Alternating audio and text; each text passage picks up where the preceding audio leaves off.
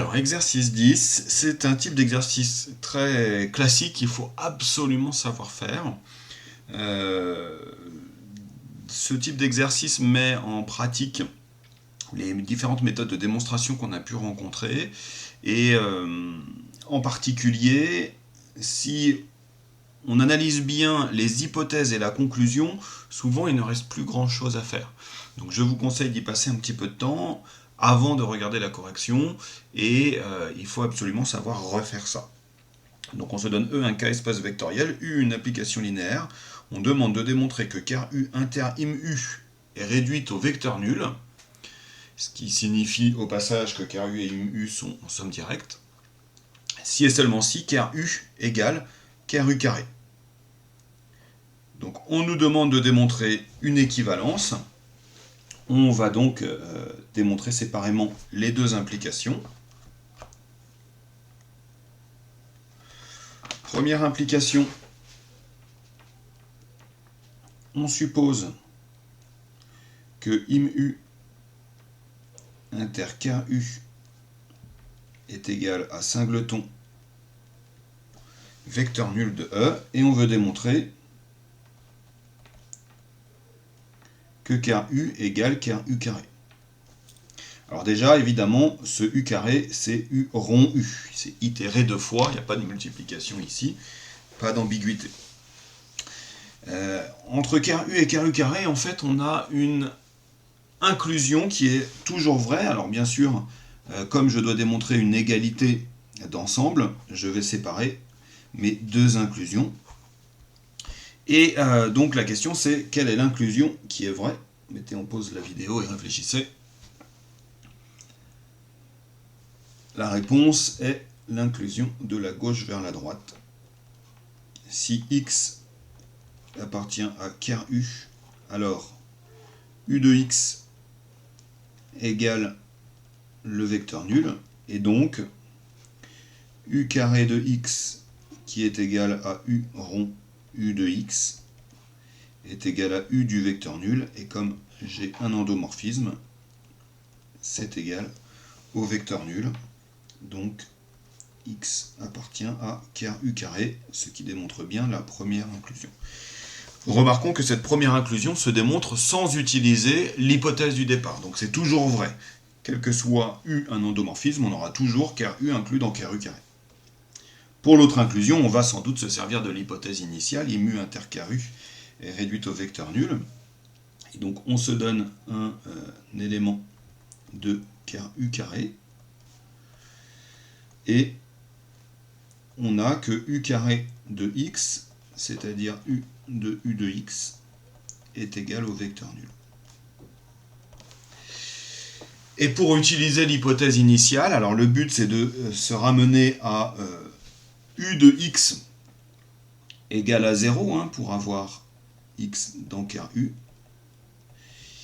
Et un bon moyen d'arriver à quelque chose de nul, c'est d'avoir un élément de im U inter car U, avec l'hypothèse initiale. Donc, trouver un élément de im U inter car U pour pouvoir appliquer l'hypothèse initiale.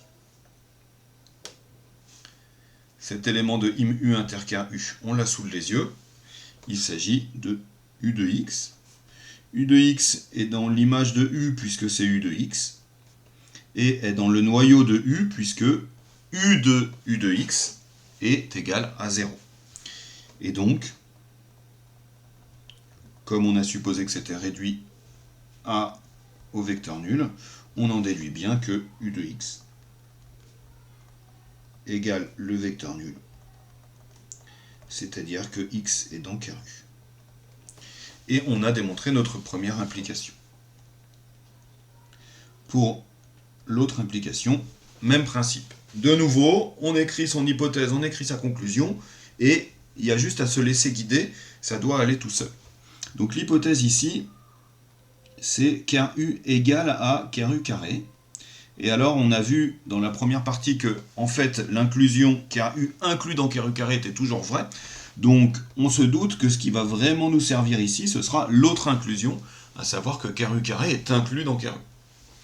Et le but, c'est de démontrer que im U inter car U est réduit au vecteur nul.